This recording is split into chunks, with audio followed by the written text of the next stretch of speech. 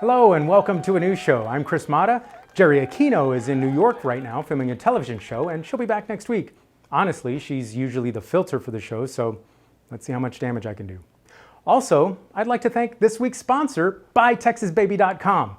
You can leave whatever cesspool you're living in now and buy some property out in the good old Lone Star State. It's inexpensive, beautiful, and you can get started by contacting Lynn or Judy Jane at BuyTexasBaby.com. Link in the description. So let's get to it.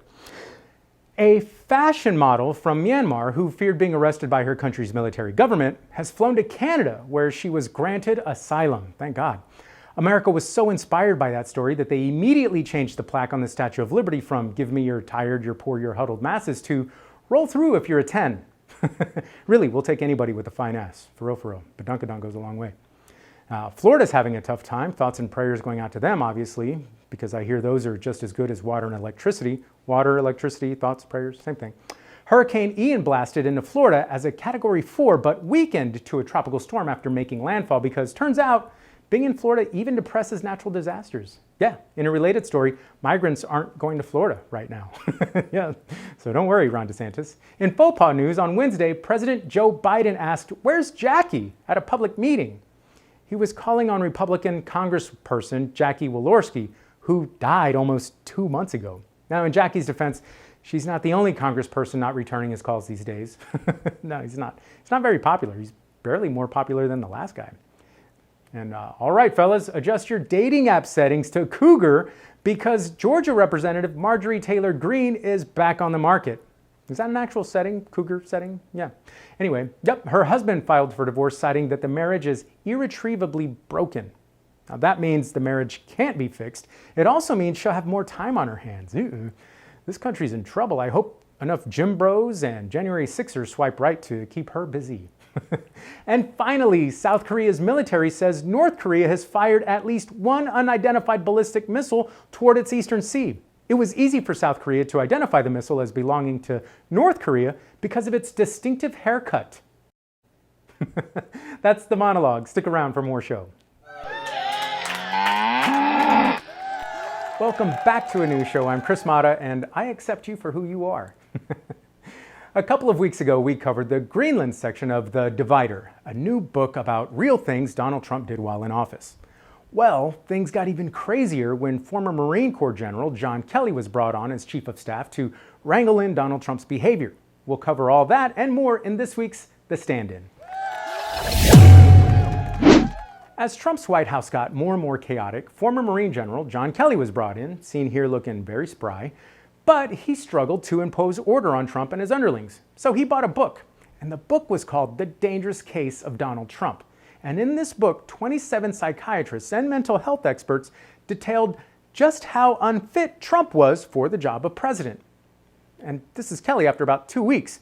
Kelly secretly consulted the book and said he bought it because he sought to understand the president's particular psychosis and consulted it while he was running the White House, which Kelly also referred to as Crazy Town.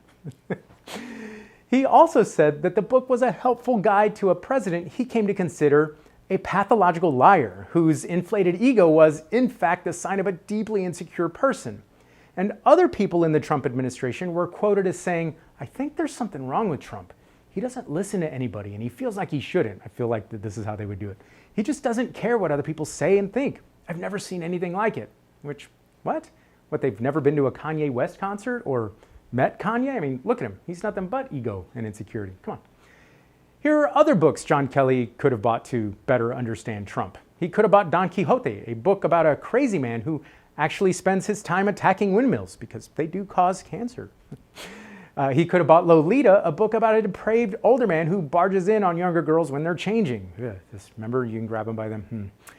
He could have bought All I Really Need to Know, I Learned in Kindergarten, a book about Trump's views on education, because it's probably the level that he got to. That's a cheap shot, but whatever.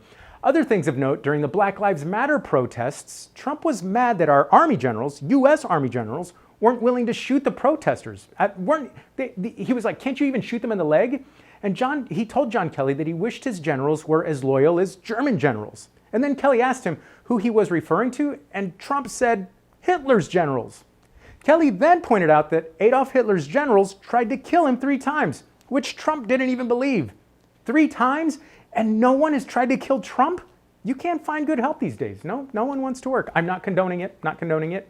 But it's crazy that Trump refused to believe Hitler's generals tried to kill him. I mean, I know he doesn't read books, but Tom Cruise actually made a movie about it. Valkyrie? Anybody remember Valkyrie? Huh? Another revelation in the book was that after Trump authorized the killing of Iranian General Qasem Soleimani via the drone strike, remember that? He started to fear that Iran would try to kill him to avenge the death. Now, it's highly unlikely that Iran, which had called for the death of America, would try to kill the one guy getting the job done. Oh, and then this was big. Trump said he wouldn't pick Nikki Haley, who is Indian American, as his vice presidential running mate because she had a complexion problem. Now, in Trump's defense, some may think he may have been talking about her splotchy skin, which would then require us to believe that Trump didn't know about the existence of foundation. And I mean, look at him. If anybody knows foundation, it's this guy. I think he goes with sunburnt. And to add recent insult to old injury, New York State Attorney General Letitia James held a news conference to report about all the alleged crimes of Donald Trump and his children, Don Jr., Ivanka, and Eric. Now, at this point, Letitia James is only suing the family, but some of Trump's lies could lead to criminal charges at the state or federal level.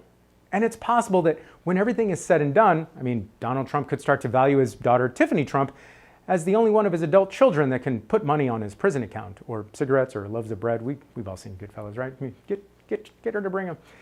In detailing his inflated valuations of his property, Letitia James described how Trump lied about the size of his apartment. Trump claimed that it was 30,000 square feet when it was just under 10,000 square feet. And I'm sure many women brought back to his apartment said, "I thought you said it was bigger than this," that was. But in fairness to Trump, there's no way to really know how big an apartment is if you keep the lights off. So yeah, it's terrible advice, but keep the lights on. You want to see what you're getting into.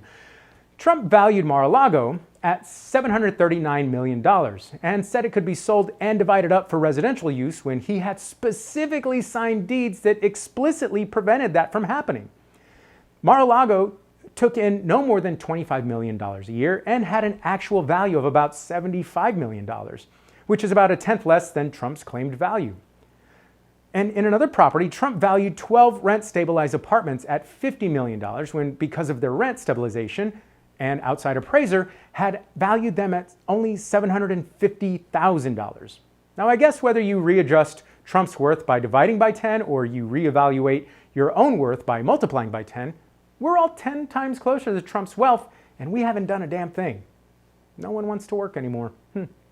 This has been The Stand-In. We'll be right back. Hello, welcome back to a new show. I'm Chris Mata, and I'm a grown-up.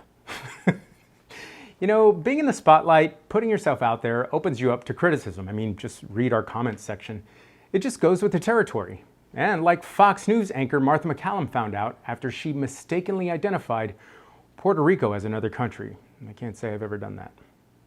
You're on the air this afternoon. We saw what happened in Cuba. I mean, the entire island Yeah. is completely out of power, and it gives you, you feel terrible for people in Puerto Rico who were just hit and Cuba who were just hit.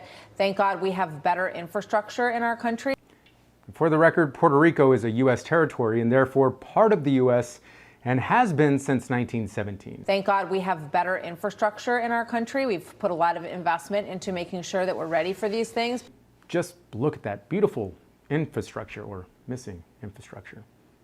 And in this week's segment of Too Soon, Coolio, the rapper best known for his song Gangsta's Paradise, died this week in a bathroom at a friend's house. Said Elvis, "Why would you copy that part of my life?" What? Tragedy plus time, man. It's been like 2 hours, so.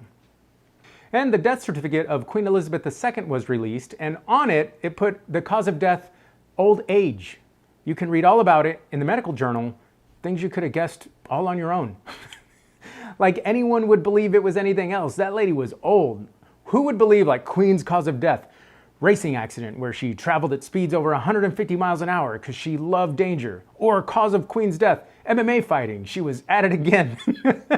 She went back for more. Or Queen's cause of death, drinking water from a faucet in Michigan. Oh, that was, The point is, no one is going to look into it. But King Charles, I'm on to you. And finally, I want to thank you for watching up to this point. because according to our YouTube analytics, very few people make it this far. I mean, we have a ton of great video content, but one day millions of people will watch to the end and see what they've been missing. It's going to be glorious because we've put a lot of investment into making sure that we're ready for these things. And that does it. I want to thank our sponsors, BuyTexasBaby.com. I want to thank you for watching. Make sure to like, subscribe, and leave a comment. It really helps out the channel. And Jerry will be back next week. See ya.